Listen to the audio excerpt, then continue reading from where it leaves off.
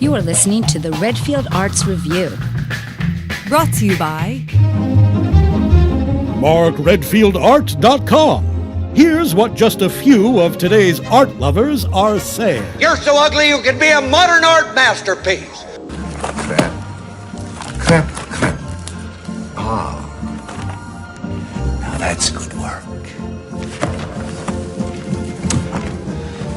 The skulls, the bodies, you give it all such a glow. I don't know if it's art, but I like it.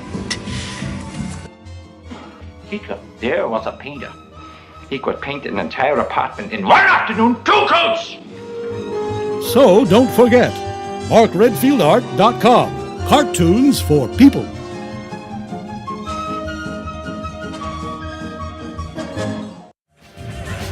On this episode, in conversation with old-time radio author Martin Grams Jr. And now, your host, Mark Redfield. Welcome to the show. When I decided to produce audio drama, radio drama, but distributed on new media and in new mediums, computers, phones, what have you, everything except radio, it was because I was already a fan of radio drama from the 1930s, 40s, and 50s. Loving the art form, and also being an avid listener of contemporary BBC radio drama from England, I thought it'd be interesting to chat with someone who really knows the history of American radio drama and entertainment. And that someone is Martin Grams Jr. We had such a great talk that I asked Martin to contribute a regular segment to our podcasts about these old radio programs, or OTR as they're known by the hardcore fans who collect and listen to these shows from yesteryear.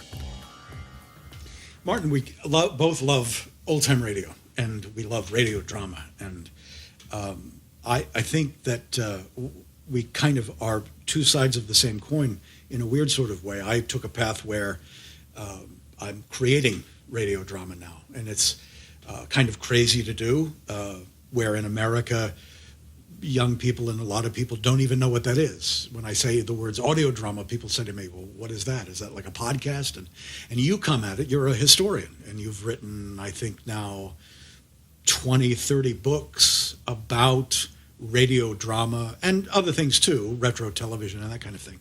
When did old time radio grab you? Well, old time radio grabbed me when I was real young, probably 8 or 9 years old, which proves that even children today can get hooked onto the programs. Sure. I think I heard the right ones, The Shadow, Jack Benny. I fell in love with the recordings.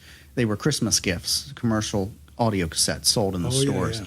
And then from there, it was, hey, write in for a catalog. And then I'd look over the catalog and wish I had this recording and that recording. And I just kind of got addicted to it. Who got you first? Was it for me, it was The Shadow.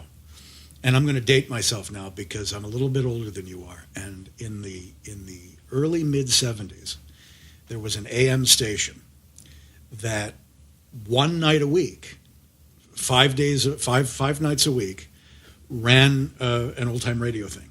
I can't remember the schedule, but it was Monday night was maybe Fibber McGee and Molly, but The Shadow captured me.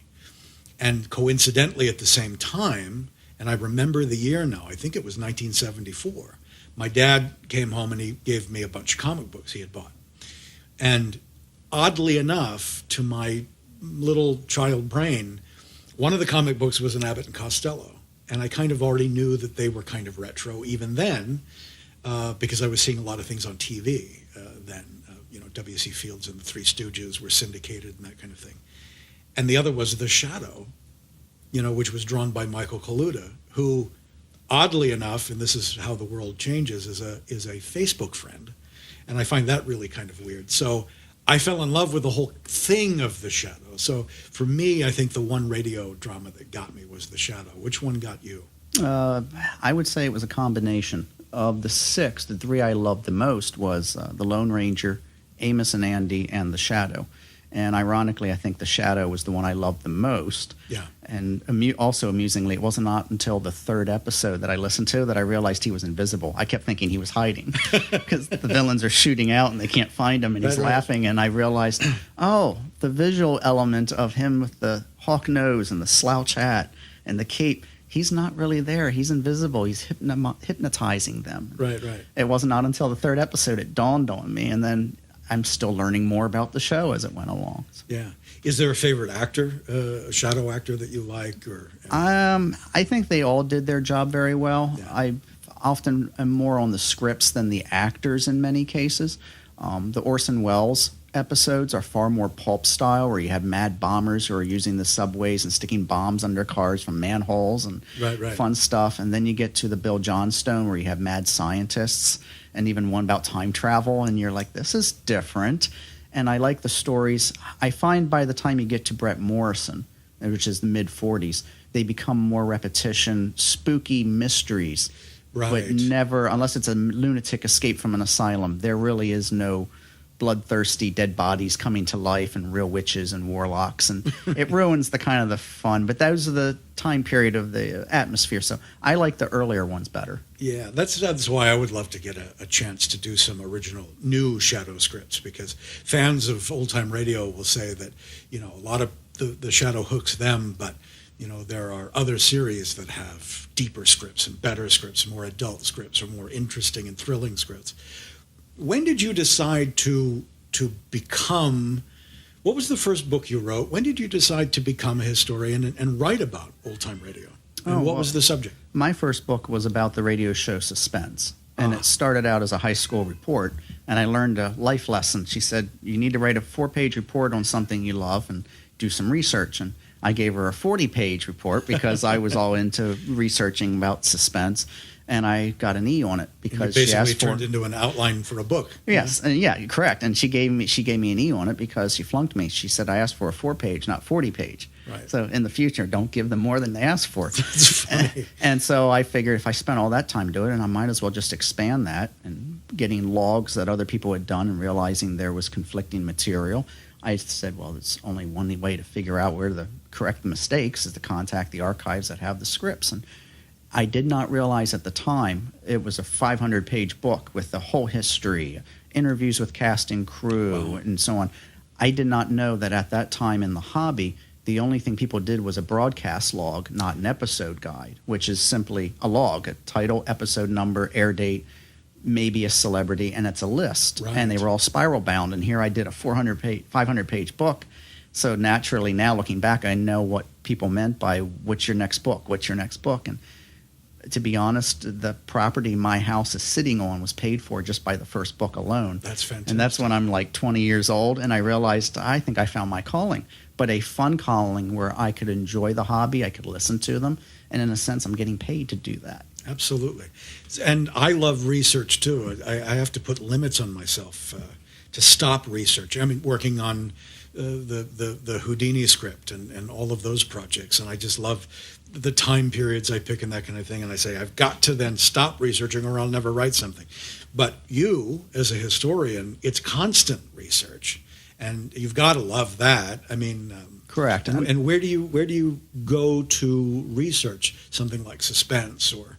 Well, when I did Suspense, there was limited accessibility to various archives. And since the internet came up, I've always told people don't use that as a reference. Yeah. Use it as a tool for reference to track down libraries. If you know script writers, see if they donated their papers to a university library. So it's expanded beyond what it used to be. You, instead of going through microfilm of newspapers and trying to find a news blurb, now I actually come across you type it on a search engine on a newspaper archive and you're finding news blurbs you never would have found otherwise. So I've always told people I could spend 10 years researching a subject and 10 weeks typing it because it's nothing to me than data entry. You just turn the phone off, turn the internet off. I'm going off the grid. You've probably seen those postings on Facebook. Sure. Just finishing a project, and then while it's at the proofreaders, if there's a small, tiny little bit of one or two nuggets I'm looking for. But tracking down the family relatives now has become even more fun because I'm giving them stuff they did not know about their relatives, and they in turn are giving me material. So I could basically be researching for decades and decades on the subject and never publish. But there's a point where I say every major aspect of that show, from the comic book adaptations to finding the scripts to the lost radio shows where the recordings do not exist, done, and then assemble that into a book. There's kind of a double-barreled thing I want to ask you because I'm curious.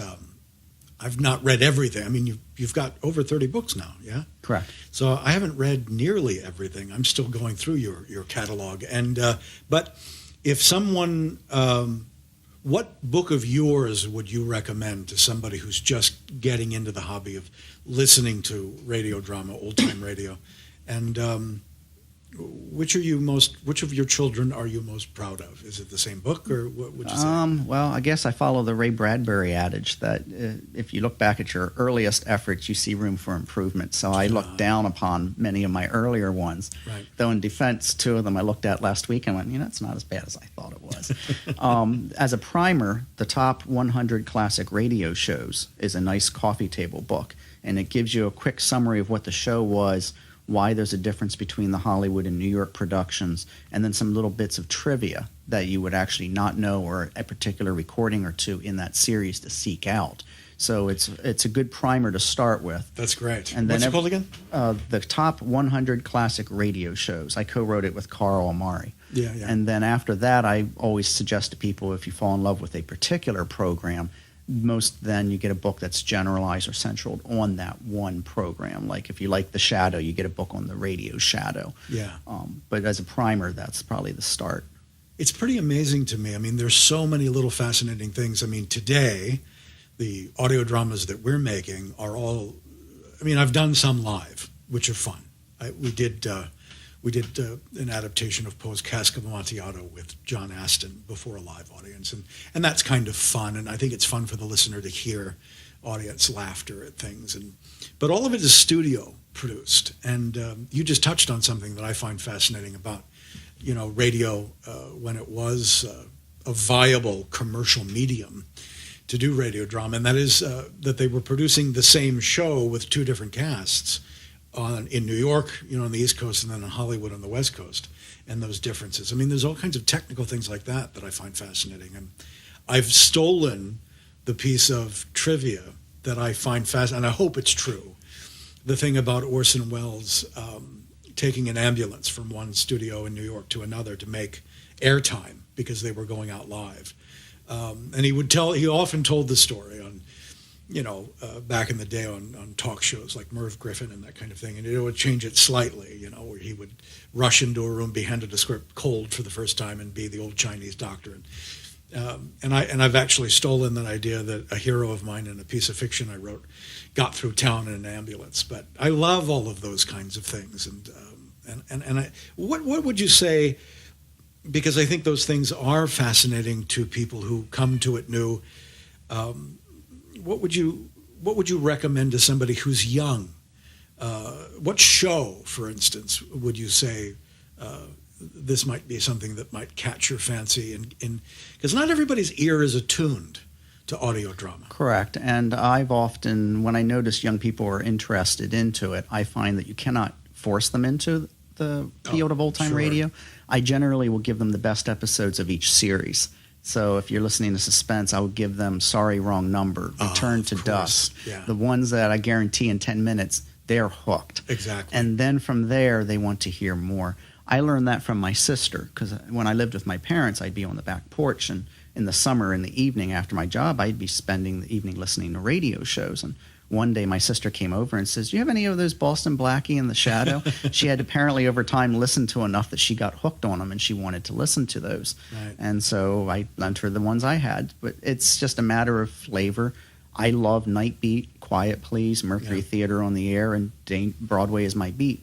Whereas other people don't find them as enjoyable. I love all of those. I love Gunsmoke. I love Westerns, and we're going to try our hand in the future at we've got a thing called The Adventures of Tom Mix, which is sort of kind of a fun touch in the world of Western entertainment and movies. But the fascinating thing is, Audible, I've noticed, tries to sell in a lot of their advertising lately that you can listen to a book and multitask, and you can do these kind of things. And for somebody who's now producing audio drama and loves to listen to old-time radio and things like that, I kind of get miffed at that, because I think the best way to do it is to sit alone and put earphones on and immerse yourself. Just listen. When you're driving a car, you have nothing else to do. That's when I listen to most of my radio shows. Yeah. But I see where their marketing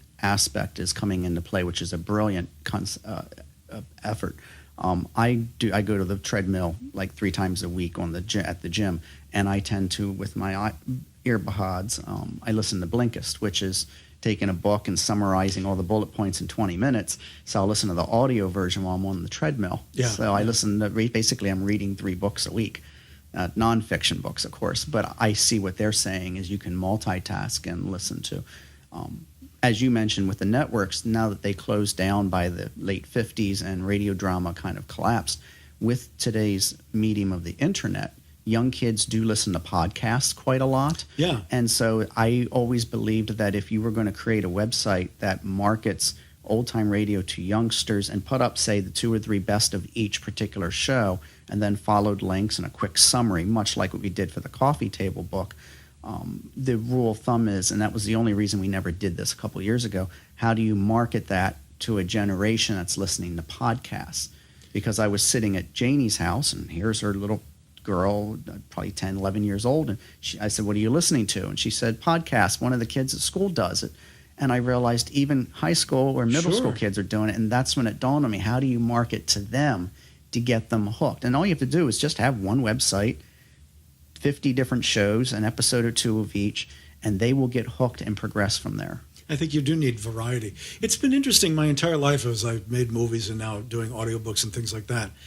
And I would wonder how, because you would, give you, for instance, with films, you would hear constantly that young people don't want to watch and they hate black and white films.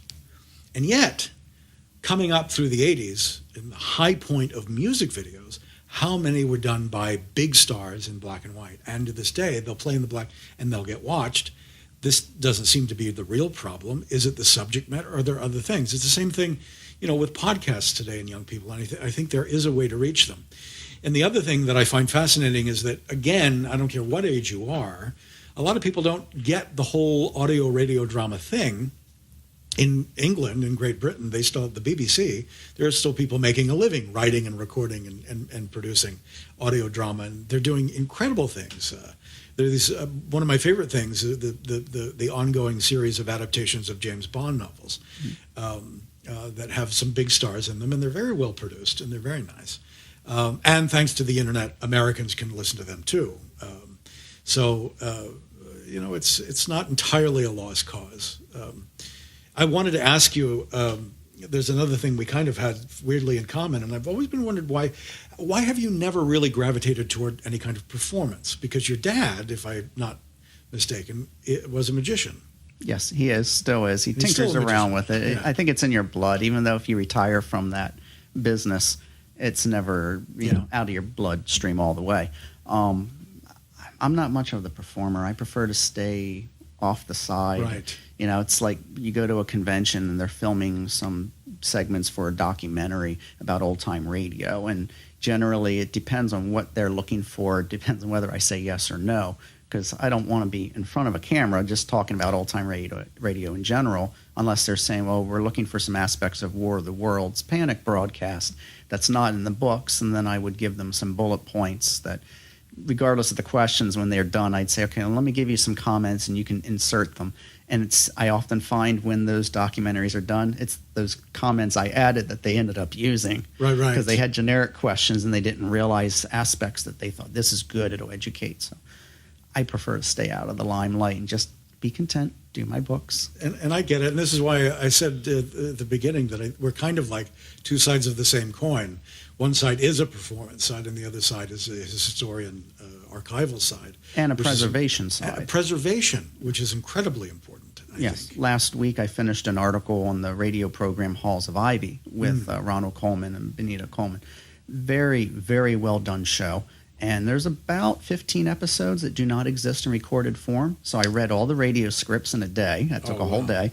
Did the plot summaries, and then went through Variety magazine And almost week by week, there was some bulletin about the formation of this program, what it was originally titled, how they signed on Ronald Coleman, what was the lore, it was not budget or money, and so on, and then did a nice article. And that will appear in a magazine for old-time radio fans in about 2 or 3 months. But to me, once it's in print and the masses have that available, it then becomes, of course, later a blog post and so on. Sure. That fills in a gap, and it helps preserve what does not exist.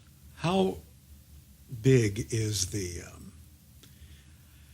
and I'm reticent, I guess we can call it a hobby, the old-time radio hobby, because you've got people that were very fiery about it, that were before us in the 70s and 80s, and they ran organizations and that kind of thing, and they've gotten older or they've passed away, and they've archived things, they've collected things. Is there a central network? I mean, how does it work today? Or is it kind of scattered? You would think with the internet there would be a central network, but I guess like all hobbies, you have your different factions of everyone has the same agenda. They all have a different means of going about it. One website wants to be the go-to source for all recordings. Then they get issues with legalities, and all of a sudden some recordings aren't available. And then you have others that'll do articles, but all they do is go through a few newspaper articles, summarize it, and it's nice, but then they'll criticize everyone else who's done writing, so then they get boycotted by clubs, and it's all nonsense. But this isn't any hobby, so there really is no central theme, no central source. At this point, I think, especially on Facebook, the opinions have all become consensus and agreement over the last few years, to which now everyone admits MP3 is a compressed file. It's not the best sound quality, especially for aged recordings. Sure. Now everyone is in agreement, instead of, well, if it's free, I don't care, and why can't people stop hoarding, to it's all out there for the most part. No one is hoarding. There are things called lost recordings. Yeah. So everyone's coming into an agreement and an understanding, at least even the Johnny-come-latelys. I'd like to think it's still a hobby, but the sad fact is it's an aging fan base. Yeah. And where I would sell 25,000 copies of a book, it's now down to 1,000. So it is still central on the purposes to preserve that particular aspect. Good. But there is a point where even a month ago, a publisher was here for a week, and they were going through my archives for photographs and materials, and I even made a comment once and said, that's every radio script known to exist of that entire run. There's scrapbooks, etc. But it'll take me years till I get to even that, because I have other projects that's a priority. And he said, if I can find an author, would you co-author? I said, I will give all that to them. Let them do the data assembling. I'll look over the book when it's done to make sure everything's covered. That gets it out sooner. And normally I would have, sadly, 15 years ago said, no, it's the money. I could use the money to pay the bills. But knowing that it will not make that kind of money anymore, the rule of thumb was, let's just get this out, and it's out of the house and done. And I think that's very exciting, and I commend you for the preservation side of it. Yeah. The writing grew into publishing, though. So, and you've been successful as a publisher. And it became my livelihood, which is a catch-22. It's a good thing, but then there's that facet of you have to keep the money business aspect, because you get 200 solicitations for free copies of books. Right. And years ago, I learned most magazines never did the reviews. They used the magazine as an excuse to get a freebie. And when internet kicked in at that point, I started saying, unless the review is going to be on your website for the next few years and a link to Amazon, I'm sorry. Right now, if someone has a blog and it has large numbers of viewers and readership, I will give them a free book, and as long as they put a link to the Amazon, because that's what would generate sales as opposed to a print magazine. And again, it's a changing of the times. It really, really is. I love your convention held annually in Maryland, in Hunt Valley, Maryland. I think I've only, since I've been coming and been a regular, I think I've only had to miss it one time when I was scheduled to be there due to a reason I can't even remember anymore. It is one of the warmest, friendliest. I really love coming to the Mid-Atlantic Nostalgia Convention. Was that? And I've always been kind of curious. Did that grow out of publishing? Was it a? And I hate to be this cold about it. Was it a vehicle, or was it a completely independent kind of thing? It came out for two reasons. One, my love for old-time radio and old movies and TV shows. The other was... Just getting people together. Correct. And the other was basically an agenda, having attended a lot of thematic conventions, old-time radio conventions, silent film festivals, cowboy film festivals. Yeah. I saw a common denominator, and that was the attendance started diminishing over time. And I realized it was really because if you keep it just old-time radio, even if it's like 40% of it was really old TV, it did not matter. People say, oh, it's old radio, and the mentality was they didn't go. And I thought if we were going to keep this going, as opposed to the comic cons that no one's a name, everyone's a number, kids are in costume, it's not the same. I thought to keep a throwback to what conventions used to be, and realizing over the years that was going to end up becoming a necessity. Right before, I think about 3 or 4 years before 4 or 5 of those shows I saw diminishing did close down, we had already got a jump start into it, so people just basically migrated over to our show. Good timing. Yeah, and I mean this in all the positive sense. In a way, yours is genuinely a family-friendly show. My mother loves your show. She gets along with everybody, and she likes your show better than any of the other ones she's visited. Well, the compliment I get is usually, which I enjoy, is when the husbands who come to the show, their wives won't go to most conventions, but they'll come to that one because there's always something they want to see. Or their kids now come every year because there's always been 1 or 2 things that they enjoy. Yeah. So there must be something on a family-friendly atmosphere rather than, if you're not into cowboy westerns, you don't want to go to a Western Cowboy Film Festival. Right. No, of course. And your charity is St. Jude's, which I think is wonderful. And you don't see that at any of these other kinds of shows where they are been around for a while and they're quite strong and they're making some money. I commend you for that. How did you come to choose St. Jude's as something to give to? Well, originally, the central part, we took a loss the first 3 years. Sure. And then we made a little profit on year 4. Right? You're Correct. going to do that. They usually say it takes 3 years. Yeah. And by year 4, we decided to do a charity auction. And we did it for a particular charity I won't say. But year 5, they started trying to take control over the auction. And I said, it doesn't work that way, not with the way we have it set up. And then a friend of mine said, check St. Jude Children's Research Hospital. Mm-hmm. And then we struck a deal with them where the convention became a 501 nonprofit, a legal entity. And then the money raised, anything excess beyond the expenses and what's necessary for next year's expenses, gets donated to children with treatable cancer. As well as the additional money that from the charity auction, which always goes. So even if we took a loss, the charity auction will still go to children.